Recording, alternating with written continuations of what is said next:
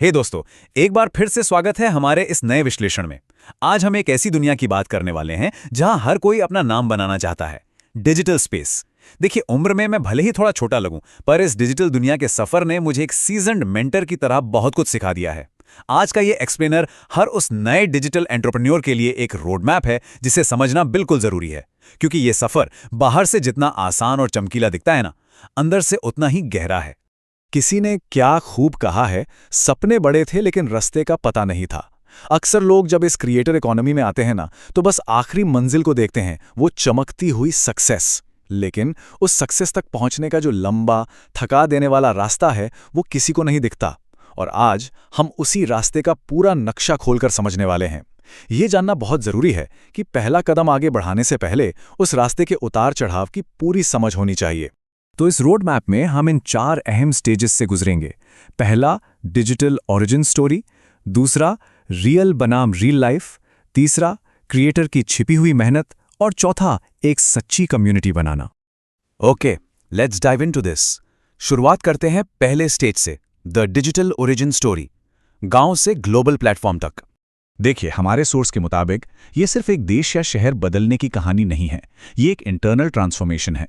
सोचिए, रोहतक के एक छोटे से गांव से शुरुआत होती है, जहां सुविधाएं भले ही कम हो पर सपने बहुत बड़े होते हैं।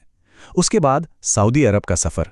ये मूव सिर्फ पैसा कमाने के लिए नहीं था, बल्कि खुद को पूरी तरह से बदलने की एक गहरी कोशिश थी।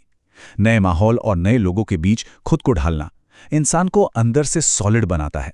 फिर वापस आकर अपने खुद की फिजिकल दुकान संभालना, एक बिजनेस को जीरो से खड़ा करना और कस्टमर्स को हैंडल करना, ये सब प्रैक्टिकल एक्सपीरियंस आगे चलकर बहुत काम आता है। और फाइनली, इन्हीं सब अनुभवों को जोड़कर फेसबुक और यूट्यूब पर अपनी एक अलग डिजिटल आवाज खोजना। ये सफर हमें बताता है कि कुछ भी नया क्रिएट करने से पहले इंसान को खुद के अंदर कितने बड़े बदलाव लाने पड़ते हैं। अब आते हैं स्टेज 2 पर, जहां बात होगी रियल वर्सेस रियल लाइफ की, यानी आसान सफलता का जो भ्रम होता है उसके बारे में। बाहर से देखने में ना सब बड़ा ग्लैमरस और आसान लगता है। एक तरफ है रियल लाइफ, जहां लोग बस 1 मिनट का वीडियो देखते हैं, तुरंत कंज्यूम करते हैं और स्वाइप कर देते हैं। लेकिन उसके ठीक ऑपोजिट रियल लाइफ में उस 1 मिनट के वीडियो के पीछे घंटों की मेहनत छुपी होती है। स्क्रिप्ट की बार बार प्लानिंग करना, परफेक्ट फ्रेमिंग के लिए सही लाइटिंग सेट करना, और फिर सबसे एग्जॉस्टिंग पार्ट, एडिटिंग। घंटों तक स्क्रीन के सामने बैठकर ऑडियो सिंक करना और कट्स लगाना। अगर किसी को इस फील्ड में आना है, तो उस फाइनल प्रोडक्ट के पीछे की इस छुपी हुई सच्चाई, उस फिजिकल और मेंटल थकान के लिए पहले से तैयार रहना होगा। ये कोई ओवरनाइट मैजिक नहीं है। चलिए अब देखते हैं इस सफर का तीसरा हिस्सा, द हिडन क्रिएटर ग्राइंड, जहां हम इस प्रोसेस को मास्टर करने की बात करेंगे। देखो दोस्तों, कंटेंट क्रिएशन कोई कैजुअल हॉबी या टाइम पास नहीं है, ये एक सच्चा जुनून है। एक क्रिएटर की जिंदगी में ना हर रोज एक नया बैटल होता है। कभी अपना गेमिंग रिग्स सेटअप करना है, वायर्स और सॉफ्टवेयर्स के बीच उलझना है, तो कभी लगातार नए और फ्रेश आइडियाज पर दिमाग खपाना है। चाहे टॉपिक गलियों के मसालेदार स्ट्रीट फूड का हो, जहां भीड़ भाड़ में शूट करना पड़ता है, या फिर लेटेस्ट टेक का हो, जहां हर एक छोटी डिटेल समझनी पड़ती है। हर रोज नई चुनौतियां आती हैं और उनका हल भी खुद ही निकालना पड़ता है। और यही वो रिलेंटलेस ग्राइंड है, वो लगातार मेहनत है जो किसी को भी एक बेहतरीन डिजिटल एंटरप्रेन्योर बनाती है। और अब आते हैं अपने रोड मैप के आखिरी और सबसे अहम पड़ाव पर, बिल्डिंग अ ट्रू कम्युनिटी, जो सिर्फ व्यूज या नंबर्स से कहीं आगे की बात है। जब कोई नया क्रिएटर अपने पेज पर 6000 फॉलोअर्स का आंकड़ा छूता है ना, तो हमारे सोर्स का कहना है कि उसे सिर्फ एक बेजान डेटा पॉइंट मत समझो।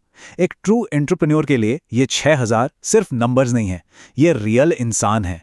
ये वो लोग हैं जो इस सफर में जुड़ गए हैं, अपना कीमती वक्त दे रहे हैं और एक आवाज पर भरोसा कर रहे हैं। इन्हें सिर्फ एक स्टैटिस्टिक की तरह नहीं, बल्कि एक विश्वास की तरह देखना चाहिए। क्योंकि सच बताऊं तो असली मकसद सिर्फ किसी तरह व्यूज बटोरना या वायरल होना नहीं होता। असली गोल है एक ऐसी कम्युनिटी बिल्ड करना जहां सब लोग एक साथ ग्रो करें। जब कोई पूरे दिल से कुछ वैल्यूएबल और बेहतरीन शेयर करने की कोशिश करता है, तभी एक स्ट्रांग फाउंडेशन बनती है। लोग सिर्फ इसलिए नहीं जुड़ते कि उन्हें टाइम पास करना है, वो इसलिए जुड़ते हैं क्योंकि उन्हें उस कंटेंट में एक सच्चाई और एक ऐसी वैल्यू नजर आती है जो उन्हें आगे बढ़ने में मदद करती है। स्ट्रीट फूड हो या टेक, अगर मकसद सिखाना या हंसाना है, तभी एक परिवार जैसी कम्युनिटी खड़ी होती है। और इस तेजी से बदलते डिजिटल स्पेस में लंबा टिकने का यही इकलौता राज है।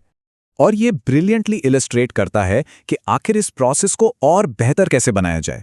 सोर्स ने यहाँ नए क्रिएटर्स के लिए कुछ बहुत ही एक्शनेबल प्रोडक्शन टिप्स दी हैं, जैसे वीडियो के पहले 5 से 10 सेकंड में अपनी एनर्जी बिल्कुल हाई रखें ताकि दर्शक शुरुआत में ही जुड़ जाएं और उनका ध्यान ना भटके।